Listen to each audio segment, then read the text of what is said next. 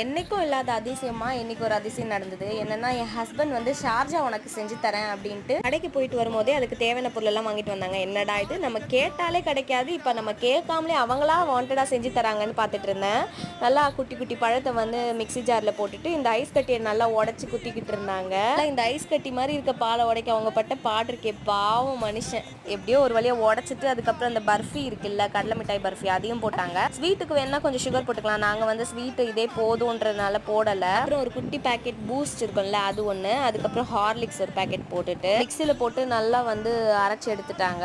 செம்ம டேஸ்டா இருந்தது. கிளாஸ்ல ஊட்டும் போது பாருங்க எவ்வளவு திக்னஸா இருக்குன்னு. நான் அதுக்கு மேல வந்து பூஸ்ட் போடலாம், நல்லா டேஸ்டா இருக்கும்ட்டு ஒரு ஸ்பூனை வச்சு டெக்கரேஷன் பண்ற மாதிரி லைட்டா அப்படி போட்டுட்டு இருந்தேன். இதுதான் பர்ஃபெக்ட் ரெசிபி அப்படின்லாம் சொல்ல மாட்டேன், இது மாதிரியும் செய்வாங்க, ஆனா வேற லெவல் டேஸ்டா இருந்தது, சும்மா சொல்லக்கூடாது. உங்க வீட்டுல இருக்கவங்க இந்த மாதிரி எப்பயாவது உங்களுக்கு வந்து ஷாக் கொடுத்துருக்காங்களான்னு கண்டிப்பா கமெண்ட் பண்ணுங்க. Like, share, subscribe.